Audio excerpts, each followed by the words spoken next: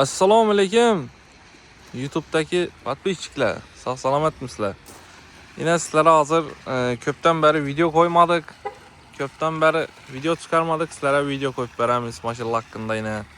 Bizim bir istimiz Türkiye'de devlet hizmetleri hipermarket bak. Hipermarketin roparası 5 etaş banlisa bir yan taraf. Radom. Şundan ötkenden keyin ahvaldan öteverişte yine Afruz toyxana var. Bir yan tarafta Afruz toyxana ötmesinden burun hipermarketini doğrusundan çapıq oldu. Qaranglar dostlar, her xil maşinlardan var yine. Yani 01 maşinimiz var. Yani Jiguli. Bahasını yine 8 milyon son pul aytdırtmış dostlar. Halatı idealni, zakonlu yurtdurtdu. Gelişip beremiz bahasını. Acayip saçlarına da. 09 maşinimiz var yine dostlar.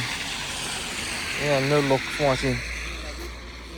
09 maşinimiz ham sas denesi acayip.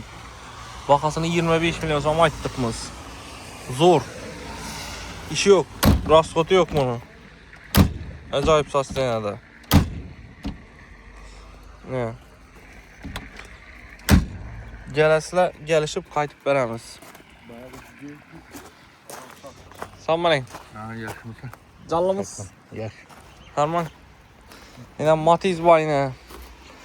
26 milyon son dostlar. 2010 yıl 26 milyon. Acayip sas denesi. Kraskesi var lekin. Kraski var yine. Qaranglar keyin. 2012 yılda işlep çıkarılan Matiz 60 bin kilometre yürüyen. Bundan kraski var aytib beremiz. Peki yürüyen 60 bin kilometre 2012 dostlar. Acayip sas denedi. Qaranglar dostlar 2020 yıl farkımız 100% kraskisi taza 2020 85 milyon som aytamiz. Şimdi qaranglar 2025 damazımız taza maşin. Masla maşin. Hiç yerinde hiç ayıp yok. Başkası yok. Zavutdan çıkanı bilen durdu 2700 yürgen. Maşin shot sprapki. 95 milyon som pulunu bilen gelsizler birinci numarini alıp verib beremiz. Maşin acayip saslanadi yine. Dostlar.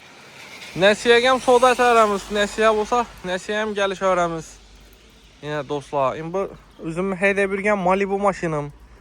2020 yıl 46 bin yürgen. Bir yerinden bir petno kraskisi yok. Malibu Premier. Zoru. Yine ikisi iletilgen bu emblem olan kıstırıp. Özü aslı zatı Premier.